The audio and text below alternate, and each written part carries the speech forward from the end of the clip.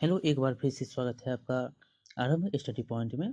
आज हम पढ़ेंगे ईवीएस का यह जो है 9वां अध्याय क्लास 5 का है। ये बहुत ही इम्पोर्टेंट है और यहाँ से बहुत बार क्वेश्चन पूछे गए हैं और पूछे जा रहे हैं, बार बार यहाँ से क्वेश्चन पूछे जा रहे हैं। क्या है इसका नाम? तो डायरी कमर सीधी ऊपर चढ़ो, डायरी कमर सीधी और ऊपर चढ़ो। ये देख रहे हैं 2 फरवरी जो है सन 1984, 2 फरवरी सन 1984 पहाड़ पर चढ़ने का camp. Nehru institute of mountaineering Uttarkashi. कहाँ पर? Nehru institute of mountaineering Uttarkashi. कहाँ है? उत्तरकाशी। इसके नाम को भी याद रखें, यहाँ से चढ़ा जाता है। ट्रेनिंग सेंटर है।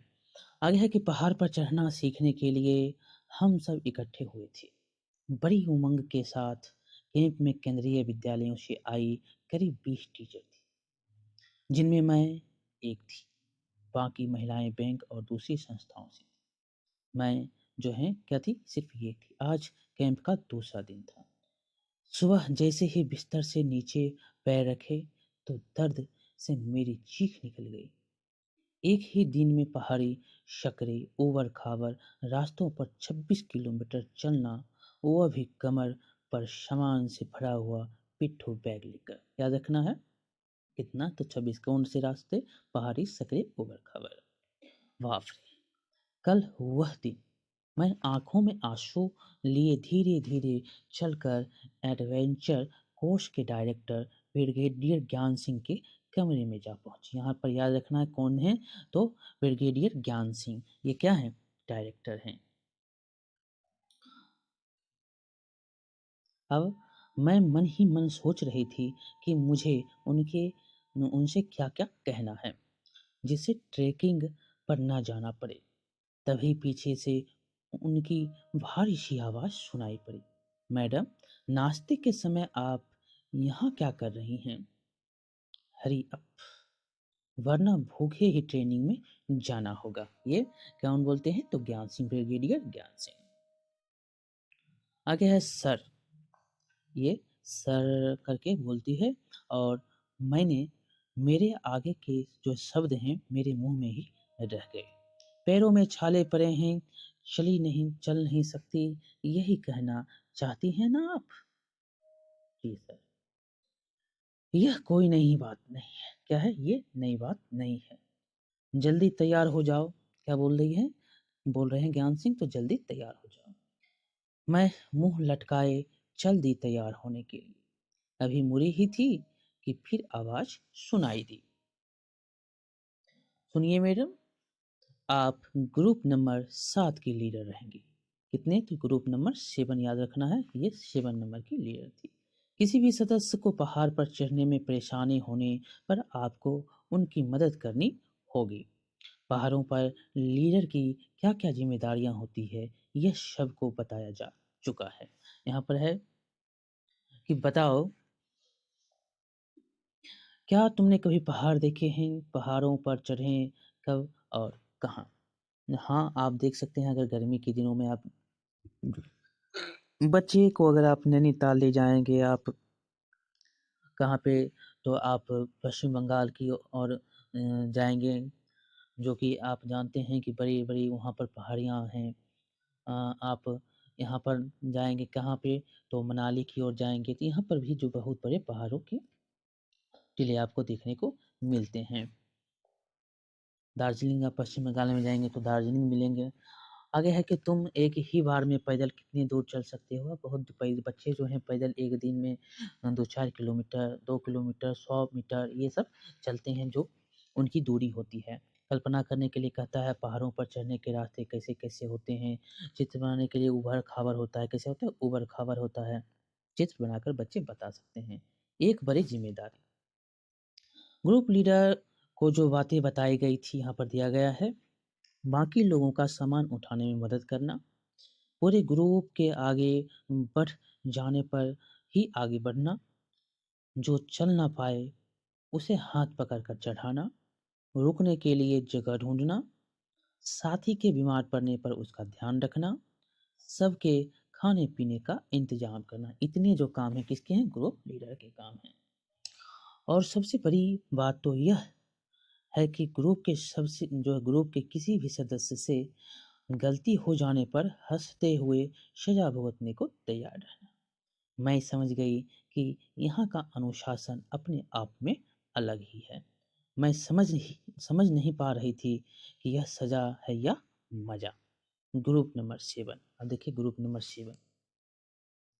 ग्रुप नंबर 7 में असम, मणिपुर, मिजोरम, मेघालय, नागालैंड राज्यों की लड़कियों में मैं अकेले ही केंद्रीय कश्मीर की टीचर थी। कहाँ की? केंद्रीय विद्यालय की ये टीचर थी, केंद्रीय विद्यालय की टीचर थी। सॉरी। इन सभी से मिलना मुझे अच्छा लगा। किसी भी लड़की को ठीक से हिंदी बोलने नहीं आती थी। मुझे आज भी दुख है कि मैं मिजोरम की हों होंदो अ, खोनदोनवी से एक बार भी बात नहीं कर पाई। उसे केवल मिजो भाषा ही आती थी, मिजोरम की मिजो भाषा। लेकिन फिर भी हमारे दिल एक दूसरे से जुड़े रहे। यहाँ पर है फिर से जो ग्रुप लीडर की जिम्मेदारियों के बारे में तुम क्या सोचते हो, क्या होती है? ये उनकी बहुत ही बड़ी यहाँ पर आपकी परीक्षा समझ सकते हैं, जो उनको हर प्रकार की व्यवस्थाएं करनी पड़ती है। ग्रुप लीडर जो होता है हर सदस्य का ध्यान रखना पड़ता है। कोई सदस्य छूटे ना, कोई सदस्य बीमार ना पड़ जाए, कोई सदस्य की कोई तकलीफ ही ना हो, ये सब उनको ध्यान रखना पड़ता है। अगर तुम्हें ऐसे कैंप में लीडर चुना जाए तो कैसा महसूस होगा? कैसा होगा? तो खुशी भी होगी, बच्चे क्या होंगे? खुश होंगे जो ग्रुप लीडर चुने जाएंगे। तुम्हारी कक्षा में मॉनिटर की क्या क्या जिम्मेदारियां होती हैं तो आप बता सकते हैं। एक शिक्षक की अनुपस्थिति में छात्रों को अनुशासित रखते हैं, छात्रों से बात करके शिक्षकों तक पहुंचाते हैं, कक्षा में चौक डस्टर लाकर रखना, उनकी व्यवस्था करना, ये सब उनकी बात होती है। अगर क्या तुम मॉनिटर बनना पसंद करते हो? क्यों? क्योंकि मॉनिटर बनना उनको पसंद है। हर बच्चे मॉनिटर बनना चाहती ताकि उनका आत्मविश्वास जो है वो बढ़े। आगे है 5 फरवरी सन 1984। जब नदी पार की, रोज की तरह सभी को नाश्ते में सुबह विटामिन सी और आयरन की गोलियों के साथ गरम गरम चॉकलेट भरा दूध मिला। ठंड से बचाव और ज़्यादा शक्ति के लिए ठंड से बचाव और ज़्यादा शक्ति के लिए क्या? विटामिन सी की और आयरन की गोली मिली। सुबह सभी का मेडिकल चेकअप होता है। पट्टियां बांधते और दर्द की मरहम मलते हुए हम रोज एक एक दिन गिनते। करीब 8 किलोमीटर की ट्रैकिंग मतलब चढ़ने के बाद हम नदी के पास पहुंचे। कहाँ? तो नदी के पास। नदी के एक किनारे से दूसरे किनारे तक एक मोटा मजबूत रस्सा बंधा है। इसे दोनों किनारों पर बड़े बड़े पिन ऑन मतलब खूंटों से मजबूत से बांधा था। इससे तो रस्सी को खूंटों से मजबूत से बांध दिया। मन में अजीब सी बेचैनी थी, पता नहीं क्यों। मुझे बार बार लग रहा था कि कहीं रस्सा खुल गया तो, ये हुक उखड़ गए तो।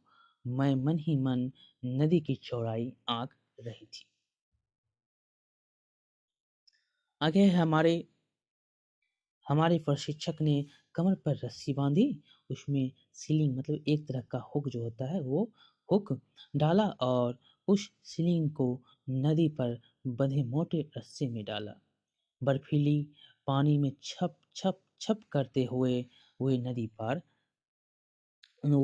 के पार थे। उस तेज हवा वाले पानी में उतरने को तैयार नहीं था। क्या था? उस तेज बहाव वाले हवा नहीं बहाव वाले पानी में उतरने को कोई तैयार नहीं था। सभी एक दूसरे को पहले जाने को कह रहे थे। मैं भी लाइन में सबसे पीछे सबकी नजर से बचते हुए जा खड़ी हुई। तभी प्रशिक्षक हुक और रस्सी लेकर मेरे पास आकर खड़े हो गए। वो मैं आई मु- मैं आई हुई मुसीबत को समझ गई। बचाव का कोई रास्ता ना था। मैं नदी में उतरने को तैयार तो हो गई, पर साहस नहीं जुटा पा रही थी। सर मेरे मन की हालत को समझ रहे थे। वे जोर से बोले, 3 cheers for Sangeeta madam. 3 cheers for Sangeeta madam. इसके साथ ही किसी ने हल्के से मुझे पानी में ढकेल दिया। लगा पैर सुन्न हो गए। मैं कांपने लगी। किट किट किट मेरे दांत बज रहे थे। मैं रस्सा पकड़कर पैर जमाते हुए चल रही थी। किनारे पर तो पानी कम था, पर धीरे-धीरे जो है पानी मेरे गर्दन तक पहुँच गया। नदी के बीचों-बीच ज़मीन पर मेरे पैर टिक नहीं रहे थे, फिसल रहे थे। डर, घबराहट और ठंड के मारे मेरे हाथों से रस्सा छूट गया। मैं ज़ोर-ज़ोर से मदद के लिए चिल्लाने लगा अब तो बह जाऊँगी, पर नहीं। मैं तो हुक के सहारे रस्से से बंधी हुई पानी पर पड़ी थी। रस्सा पकड़ो की आवाज़ें सुनाई दी। फिर हिम्मत करके मैंने रस्सा पकड़कर आगे बढ़ना शुरू किया। धीरे-धीरे हिम्मत बटोरती आखिरकार मैं किनारे पर पहुँच गई। वो किनारे पर पहुँच जाती है। नदी से बाहर निकलते ही मुझे खास खुशी का एहसास हुआ। खुशी एक जोखिम भरा काम कर पाने की। खुशी क्या थी? एक जोखिम भरे काम कर पाने की। अब किनारे पर किनारे पर खड़े मैं बाकी लोगों को चिल्ला-चिल्ला कर रस्सा कसकर पकड़ने की सलाह दे रही थी। जोखिम से जूझने के बाद जो विश्वास और साहस मुझे मिला, यह जो है उसी का परिणाम था। यहाँ पर पता करने के लिए कहता है कि पहाड़ों पर चढ़ने के लिए किन-किन चीज़ों की ज़रूरत पड़ती है। पता करने के लिए कहता है पहाड़ों पर आप चढ़ते हैं तो किन-किन चीज़ों की आपको ज़रूरत पड़ती है। तो आप याद रखेंगे किन-किन चीज़ों की? तो मोटा रस्सी, लंगर, हुक, कील, लगे जूते, दस्ताने, पानी की बोतल, खाने के पैकेट और ऑक्सीजन, ये सब आपको ज़रूरत पड़ेंगे। रस्सी और हुक का इस्तेमाल किसी और चीज़ में होते देखा है कहाँ? तो रस्सी और हुक का आप इस्तेमाल कहाँ करते हैं? तो कुएँ से पानी खींचने के लिए। पहाड़ी नदी पर जो है न नदी पार करने के लिए हम किन-किन चीज़ों का इस्तेमाल करते हैं? तो आप बता सकते हैं जो हम मोटी रस्सी और हुक का इस्तेमाल किया जाता है। पहाड़ों पर ज़्यादा शक्ति की ज़रूरत क्यों होती है? पहाड़ों पर ज़्यादा शक्ति की ज़रूरत क्यों होती है? क्यों पड़ती है? इसीलिए पड़ती है क्योंकि वहाँ पर गुरुत्वाकर्षण के विरुद्ध हम चढ़ते हैं। क्यों? तो हम उसके गुरुत्वाकर्षण जो है उसके विरुद्ध चढ़ते हैं। वहाँ पर इसीलिए आपको ज़्यादा शक्ति काफ़ी ऊर्जा की ज़रूरत पड़ती है और वह ऊँची-नीची जगह होती है। क्या तुमने कभी किसी से जोखिम भरे काम करने के बारे में सुना है? क्या है? तो आप बता सकते हैं स्कूल में अगर बच्चा कोई आपके ज़ख्मी हो गया है तो उसको आप हॉस्पिटल पहुँचा सकते हैं या बच्चा पहुँचाते भी हैं या रास्ते में कोई एक्सीडेंट हो गया तो उसकी मदद कर सकते हैं या करते भी हैं बच्चे। क्या तुमने कभी कोई हिम्मत भरा काम किया? यदि हाँ, तो अपनी कक्षा में यहाँ पर सुनाने के लिए कहता है। रॉक क्लाइंबिंग, चट्टानों पर चढ़ना। आगे है कि 10 फरवरी 1984। 15 किलोमीटर चढ़कर हमें टेकला गाँव पहुँचना था। कहाँ? तो टेकला गाँव। यह गाँव लगभग 1600 मीटर की ऊंचाई पर था। कितनी? तो 1600। खाने का डिब्बा, पानी की बोतल, रस्सी, hook, plastic sheet, diary, torch, तौलिया, साबुन, विंड टीचर मतलब जैकेट, सीटी, ग्लूकोज, गुड़, चना और कुछ खाने पीने का सामान पिट्ठू बैग में लेकर हम टीकला में खड़े थे। ये सब आपको सामान के नाम याद रखने हैं, बहुत बार पूछे गए हैं यहाँ से। सीढ़ीदार खेतों में मौसम के अनुसार फल और सब्जियां उगी थी। सामने ही एक बड़ी बिल्कुल सपाट लगभग 90 मीटर ऊंची चट्टान के ऊपर कर्नल राम सिंह खूंटे गाड़ कर रस्सों के साथ खड़े थे। हमें बताया गया था कि चट्टान पर पहले पैर और हाथ जमाने की मजबूत जगह पहचान लें। पैर और हाथ जमाने की मजबूत जगह। आगे है कि आज मेरा मन पीछे हटने को नहीं था। मैंने लाइन में सबसे आगे मैं लाइन में सबसे आगे खड़ी थी। तभी हमारे प्रशिक्षक ने कमर पर रस्सी बांधी, स्लिंग डाला और नीचे लटकता मोटा रस्सा पकड़कर चट्टान पर चढ़ना शुरू किया। मुझे लगा वे उस चट्टान पर दौड़ रहे थे। मैं भी स्लिंग डालकर चट्टान पर पैर बढ़ाया, लेकिन पैर बढ़ाते ही मैं फिसली और उस रस्सी से झूलने लगी। क्या हुई? उस रस्सी से वो झूलने लगी। 90 डिग्री का कोण बनाते हुए चलो, आवाज़ लगाई। क्या कितने डिग्री? तो 90 डिग्री का कोण बनाते हुए सीधे रास्तों में। कमर सीधी रखो, आगे मत झुको। कमर सीधी रखो और आगे मत झुको। ये 90 डिग्री याद रखना है, कमर सीधी रखने के लिए और आगे नहीं झुकने के लिए, ताकि वो सीधे चढ़ सके। मैं एक बार फिर बढ़ी, चट्टान को ज़मीन मानकर मैं उस पर सीढ़ी चढ़ने लगी। अभी वापस उतरना बाकी था, जिसे पर्वतारोहण की भाषा में रैपलिंग कहते हैं। किसको कहते हैं? रैपलिंग। एक बार फिर मैं बेझिझक हो निडरता से चट्टान से नीचे उतरने को खड़ी थी। आगे है बताओ, क्या तुम कभी पेड़ पर चढ़े हैं? तब चढ़े हैं तो बता सकते हैं। पेड़ पर चढ़ते हुए तुम्हें डर लगता है या नहीं? क्या कभी गिरे भी हैं? तो पेड़ पर आप चढ़ते हैं तो डर भी लगता है, अगर गिरे हैं तो आप हड्डी पड्डी सब टूट भी सकता है। क्या तुमने कभी किसी को छोटी दीवारों पर चढ़ते देखा है? दीवार पर चढ़ते और ऊंची चट्टानों पर चढ़ने में क्या अंतर है? तो दीवार पर अगर आप चढ़ रहे हैं तो आप बच्चे को देख सकते हैं, या कोई जो बड़े होते हैं वो दीवार पर चढ़ते हैं तो वो सीधी होती है, लेकिन आप पहाड़ों पर चढ़ते हो तो वो ऊबड़ खाबड़ है, लेकिन आपको वहाँ पर चढ़ने में कठिनाई होती है, उसके लिए ट्रेनिंग दी जाती है। आगे है 14 फरवरी 1984। एक मजेदार घटना। शाम को चली थी, खोंदोवनी दोनवी को भूख लगी थी और हमारा खाने का सामान भी खत्म था। मेरे देखते वह कटीली तारे पार करके एक बगीचे में घुस गई। वहां से वह दो बड़े बड़े पहाड़ी खीरे तोड़ लाई। तभी पीछे से एक पहाड़ी महिला ने उसका बैग पकड़ लिया। अपनी भाषा में वह खोंदोवनी से कुछ कह रही थी। उसकी पहाड़ी भाषा हमारी समझ से बाहर थी। खोंदोन खोंदोन दोनवी बीच-बीच में मीजू भाषा में कुछ जवाब देती और हमें समझ न आता। मैं उन दोनों को हिंदी में कुछ समझाती, लेकिन किसी को किसी को भी किसी की बात समझ में नहीं आ रही थी। आखिर हाव-भाव से मैंने उस महिला को समझाया और गलती मानी। इतनी देर में सारा ग्रुप बहुत आगे निकल चुका था। अंधेरा हो चुका था और मुझे लगा हम में गलत रास्ते पर बढ़ रहे थे। हम बहुत घबरा गए, टॉर्च से भी कुछ नज़र नहीं आ रहा था। हमने घबराकर हाथ पकड़ लिया। ठंड में भी मेरे पसीने छूट रहे थे। मैंने ज़ोर से आवाज़ लगाई, कहाँ हो तुम सब? पहाड़ों पर मेरी आवाज़ गूंजने लगी। हमने ज़ोर-ज़ोर से सीटियाँ बजानी शुरू की और टॉर्च की रोशनी की। तब तब तक शायद क्रूब को पता चल चुका था। जवाबी सीटियाँ बजने लगी। हम उस संकेत को समझ गए। टॉर्च जलाए हुए, हाथ पकड़े, पसीने से तर-बतर वह अपनी जगह खड़े हो गए। खोंदोन खोंदोनवी को लगा कि हमें कुछ न कुछ बोलते रहना चाहिए।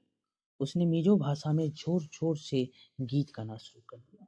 थोड़ी ही देर में हमें ग्रुप मिल गया। तब जाकर हमारी जान में जान आई। यहाँ पर देखिए दिया गया है, क्या तुम्हारी कक्षा में कोई बच्चा ऐसा है जिसकी भाषा आप समझ नहीं पा रहे हैं? उसकी भाषा क्या है उसके बारे में पता लगाने के लिए कहता है। क्या कभी तुम भी रास्ता भूले हो? तब तुमने क्या किया था? अगर रास्ता भूलते हैं तो किसी से पूछते हैं, या कोई जानकार है, कोई नहीं है, उसके बारे में आप बताते हैं। कौन खोंदोनवी ने ऐसी स्थिति में ज़ोर-ज़ोर से क्यों गाना गाया होगा? तो उसको डर और उसकी जो यहाँ पर खोने की जो आपस में नहीं मिल रहे थे, तो उसके लिए उन्होंने डर को कम करने के लिए गाना गाया था। क्या डर से उभरने के लिए तुमने किसी और को कुछ ख़ास करते हुए देखा है, और कब और क्या? क्यों क्या और कब? तो आप बता सकते हैं। तो डर से आप अगर उभरने के लिए कुछ कोशिश कर सकते हैं तो वो क्या होंगे? तो आपको कुछ गाना सुना दीजिए, कविता सुना दीजिए, या टीवी देख लीजिए, ये सब जो है, या मोबाइल देख लीजिए। आजकल तो आप जानते ही हैं क्या होता है। डर क्या होते हैं? समाप्त होते हैं। मुस्कुरा लीजिए। करके देखो, बिना बात किए अपने दोस्तों से किताब कुछ चीज़ें माँगो, उसकी कक्षा में बिना बोले अपनी बात समझाने की कोशिश करने के लिए यहाँ पर कहता है। एक खास मुलाकात। आगे एक खास मुलाकात 15 फरवरी 1984। रात को खाने के बाद हमें एक खास मेहमान से मिलवाया गया। वे थे बिछेंद्री पाल। कौन थे? तो बिछेंद्री पाल। उन्हें माउंट एवरेस्ट पर चढ़ाई के लिए चुना गया था। माउंट एवरेस्ट पर चढ़ाई करने के लिए उनको चुना गया था। वह ब्रिगेडियर ज्ञान सिंह से आशीर्वाद लेने आई थी। उस खुशी के माहौल में सभी गा बजा रहे थे। बिछेंद्री भी एक मशहूर पहाड़ी गीत गाते हुए नाचने लगी। कौन गाना था?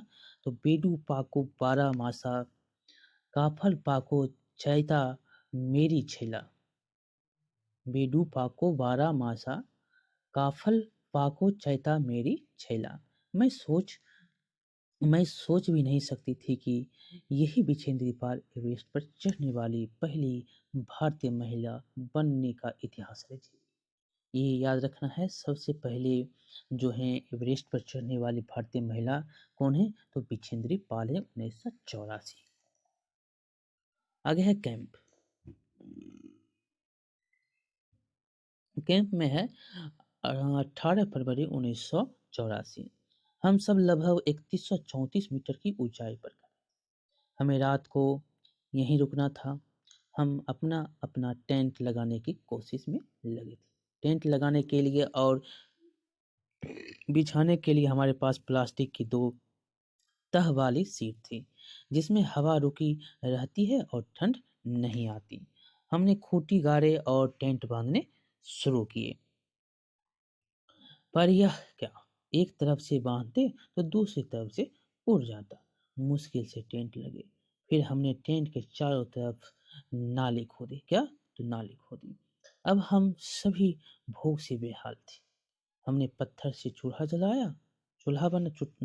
चूल्हा बनाया, लकड़ियां इकट्ठी करके चूल्हा जलाया और खाना पकाया। खाना खाकर छिलके और कूड़ा एक पैकेट इकट्ठा किया और जो है जगह साफ की। सोने के लिए हम स्लीपिंग बैग में घुस गए। यहाँ पर देख सकते हैं स्लीपिंग बैग। हमारे स्लीपिंग बैग की तहों में एक में पंख भरे हुए थे, जिसमें गर्मी रहती है। मैं सोच रही थी क्या इसमें मैं सो पाऊंगी, लेकिन हम इतने थके हुए थे कि स्लीपिंग बैग में घुसते ही नींद आ गई। ठीक। आगे है सुबह जागे। यहाँ पर शिक्षक संकेत है। बच्चों को प्रोत्साहित किया जा सकता है कि वो कक्षा के अन्य बच्चों के घरों पर बोली जाने वाली भाषाओं को जाने और सीखें। इससे क्या होगा कि अन्य भाषाओं के लिए उनका सम्मान बढ़ेगा। वह सुबह जागती है। सुबह जागे तो बर्फ गिर रही थी। क्या हो रही थी? तो बर्फ गिर रही थी। सफेद सफेद रुई की कतरों की तरह थी बर्फ। वाह, देखते ही मजा आ गया। देखते ही क्या हुआ? मजा आने लगा था उसको। पेड़ पौधे घास पहाड़ सभी कुछ सफेद दिख रहे थे। आज हमें बर्फ पर और ऊपर लगभग 2700 मीटर की ऊंचाई पर चढ़ना उसको था। ऊपर चढ़ने के लिए हमें छड़ियां दी गई। हम छड़ी के सहारे पैर जमा जमा कर बढ़ रहे थे। बार बार पैर फिसल रहे थे। दोपहर होते होते हम बर्फ से ढके पहाड़ों पर थे। वहाँ हमने स्नो स्नोमैन बनाया और बर्फ के गोले से भी खेले। कैंप के आखिरी दिन। कैंप का अब आखिरी दिन। कैंप फायर, आग जलाने की तैयारी चल रही थी। सभी ग्रुप अपना अपना प्रोग्राम तैयार करके आए थे। खाने के बाद आग के चारों तरफ नाच गान चुटकुले हंसी मजाक में करीब रात के 12 बज गए। पता ही नहीं चला। तभी ब्रिगेडियर ज्ञान सिंह उठे और उन्होंने मुझे बुलाया। मैंने सोचा कि आज आखिरी दिन भी कोई गड़बड़ हो गई है, पर उन्होंने जब बेस्ट परफॉर्मेंस अवार्ड के लिए मेरे नाम की घोषणा की तो मैं अवाक उन्हें देखते रह गई। ब्रिगेडियर साहब का आशीर्वाद भरा हाथ मेरे सिर पर था और मेरी आंखों से खुशी के आंसू टपक रहे थे। आगे है चर्चा करने के लिए कहता है पहाड़ों पर टेंट के चारों तरफ नाली क्यों खोदी गई थी? तो चारों तरफ नाली इसीलिए खोदी गई थी, जहरीले कीड़े या सांपों से बचने के लिए खोदी गई थी। पर्वतारोहण की जगह और कौन कौन से काम जिन्हें एडवेंचर कहा जाता है, क्यों? तो इसीलिए उनको कहा जाता है क्योंकि पहाड़ी नदी पार करना, हैंड ग्लाइडिंग करना, पैराशूट से कूदना, समुद्री लहरों पर बर्फ बोट की सहायता करना, इसीलिए इनको एडवेंचर कहा जाता है। यहाँ पर शिक्षक का संकेत है कि डायरी के पन्ने संगीता अरोरा के खुद के अपने अनुभव हैं। ये नाम याद रखना है, संगीता अरोरा का। ये आपको नाम पूर्ण रूपेण याद रखना है इनके बारे में। ये क्या थी? टीचर थी। वो एक केंद्रीय विद्यालय शालीमार बाग दिल्ली में पढ़ाती थी। कहाँ पढ़ाती थी? तो केंद्रीय विद्यालय शालीमार बाग दिल्ली में वो पढ़ाती थी। और इस पुस्तक के निर्माण में जो है निर्माण समिति की सदस्य हैं। इस पुस्तक के निर्माण की समिति के ये सदस्य हैं। इस पुस्तक के निर्माण की समिति के सदस्य भी हैं। संगीता अरोरा का नाम याद रखना है आपको। कल्पना करो और लिखो। यहाँ पर कहता है क्या लिखना है? तुम पहाड़ पर हो, तुम्हें कैसा कैसा अनुभव है, क्या दिख रहा है, इसके बारे में। खेल खेल में आगे है खेल खेल में। यहाँ से भी क्वेश्चन पूछे गए हैं। पहाड़ी इलाके में रहने वाली 12 वर्ष की एक पहाड़ी लड़की स्कूल में पिकनिक में के लिए गई। वहाँ अपनी सहेलियों के साथ वह खेल में लगभग 4000 मीटर ऊंची पहाड़ियों की चोटी चढ़ गई। वह चढ़ तो गई, लेकिन अंधेरा हो जाने के कारण वापस उतर नहीं पाई। वहाँ था केवल धूप, अंधेरा, ठंड और डर। पास में कुछ नहीं और बितानी थी पूरी रात। हाँ, यह है गढ़वाल की नाकुरी गांव में रहने वाले बिछिंद्री पाल के बचपन की एक घटना। ये क्या हुई थी? खेल खेल में ही 4000 मीटर जो है ऊंची पहाड़ी पर चढ़ गई थी। कितने वर्ष में? तो 12 वर्ष की उम्र में वह खेल खेल में ही चढ़ गई थी। बड़े होकर नेहरू इंस्टीट्यूट ऑफ माउंटेनियरिंग से उन्होंने पहाड़ पर चढ़ने की ट्रेनिंग ली और उन्हें गाइड करने वाले थे ब्रिगेडियर ज्ञान सिंह। दोनों का नाम याद रखना है, ब्रिगेडियर ज्ञान सिंह। इनको भी गाइड कौन कर रहे हैं? ब्रिगेडियर ज्ञान सिंह। वही महिलाओं को पहाड़ों पर चढ़ने की ट्रेनिंग देने लगी। क्या करने लगी? वो महिलाओं को पहाड़ों पर चढ़ने की ट्रेनिंग देने लगी। 1984 में बिछेंद्री को माउंट एवरेस्ट पर चढ़ने के लिए चुना गया था। कब? 1984 में। कितना बार ये क्वेश्चन पूछा गया है। ये सीटीईटी में, केंद्रीय विद्यालय में, आपको अन्य जगहों पर भी बिछेंद्री पाल के बारे में पूछा जाता है। कब चढ़े? तो 1984 में। कौन महिला है? प्रथम महिला है। एक धमाका। अब है एक धमाका। 18 लोगों की उस टीम में 7 महिलाएं थी। कितनी? तो 7। चढ़ाई के दौरान 15 मई की रात को टीम जब लगभग 7300 मीटर की ऊंचाई पर पहुंची तो बेहद थकी हुई थी। कब? तो 15 मई। सब लोग तंबू गाड़ कर सो गए। करीब 12:30 बजे रात को धर धर धर की आवाज के साथ हुआ एक जोरदार धमाका। इसे पहले ही वे उठ इससे पहले वो उठ पाते, टेंट उड़ गया और कोई भारी चीज उसने जो है उनसे जोर से टकराई। बिछिंद्री तो मानो बर्फ की चादर में लिपट गई। पूरी टीम के लोगों को बहुत चोटें आई। टीम के लोगों ने कुल्हाड़ी से खोद खोद कर उन पर से बर्फ हटाई और उन्हें बाहर निकाला। उनका सिर जख्मी था। यह एक भयंकर बर्फ का तूफान था। क्या था ये? बर्फ का तूफान था। टीम के और लोग नीचे बेस कैंप में लौट गए। टीम के जो और लोग थे वो नीचे बेस कैंप में लौट गए। लेकिन बिछेंद्री जैसे तैसे फिर ऊपर की तरफ बढ़ी। ये फिर ऊपर की ओर गई। बिछेंद्री ने 23 मई 1984 को दिन में 1:07, ये पूरा याद रखना है डेट और टाइम के साथ। बिछिंद्री कब? तो 23 मई 1984। कब? तो 1:07 पर 8900 मीटर चोटी माउंट एवरेस्ट, नेपाली नाम क्या है? सागर माथा पर कदम रखा। 1:07 पर। कितना ऊंचाई? 8900 मीटर। कब? तो 23 मई 1984। कौन? तो बिछेंद्री पाल। नेपाली नाम क्या? तो सागर माथा पर उन्होंने कदम रख दिया। बहुत बार क्वेश्चन पूछे गए हैं। आगे पढ़ेंगे। उनके साथ उनकी टीम का एक साथी भी था। चोटी पर दोनों लोगों ने खड़े होने की जगह ही नहीं थी। पैर फिसलते ही हजारों फुट नीचे गिरकर रुकते। उन्होंने बर्फ खोदकर अपनी कुल्हाड़ी को हुक की तरह गाड़ा और रस्सी से अपने आप को उस हुक से बांधा। तब वे लोग वहां खड़े हो पाए। वे ठंड से कांप रही थी पर खुशी से भी झूम रही थी। उन्होंने वहां माथा टेका, तिरंगा गाड़ा, कई फोटो भी खींचे। करीब 43 मिनट वह दुनिया की सबसे ऊंची चोटी पर रही। कितने मिनट? तो 43 मिनट। इसके साथ ही बिछेंद्री पाल भारत की पहली और संसार की 5वीं ऐसी महिला बन गई जिन्होंने एवरेस्ट पर कदम रखा। याद रखना है भारत की पहली और दुनिया की 5वीं। शिक्षक संकेत है कि शिक्षक बच्चों को पर्वतारोहण के इस्तेमाल में की जाने वाली जैसे स्विंग हो गया, फिट ऑन हो गया, हंटर शूज हो गया, स्लीपिंग बैग इत्यादि के चित्र बनाकर आप उसकी असल में दिखाकर चर्चा कर सकते हैं। यहाँ पर देख सकते हैं बिछिंदी पाल जो यहाँ पर बर्फ पर जो चढ़ते हैं उसके बारे में यहाँ पर दिया गया है, कैसे वहाँ पर एवरेस्ट पर चढ़ते हैं, फोटो खिंचवाते हैं। बिछिंद्री ने चोटी पर तिरंगा क्यों गाड़ा? तो क्यों गाड़ा? तो वो अपने देश के सम्मान के लिए उन्होंने चोटी पर तिरंगा गाड़ा। झंडा कब-कब फहराते हैं? झंडा स्वतंत्रता दिवस, गणतंत्र दिवस के शुभ अवसर पर फहराते हैं। अपने देश के झंडे के बारे में तिरंगा क्या है? झंडा आपका है। बच्चे से अब 6 और 8 के समूह में बाँटिए और झंडे को डिज़ाइन करने के लिए कहिए और उसको डिज़ाइन में क्या-क्या उन्होंने झंडे के डिज़ाइन तुमने क्यों चुना? तो आप झंडे क्या होते हैं? देश के लिए शान होते हैं। देश का शान आपको झंडा होता है। क्या तुमने किसी और देश का झंडा देखा है? कहाँ पाकिस्तान का आप देखते हैं, आप ऑस्ट्रेलिया, न्यूज़ीलैंड, अफ़गानिस्तान, इधर बांग्लादेश सबका आप देखते हैं। क्या हम क्या समझे लोग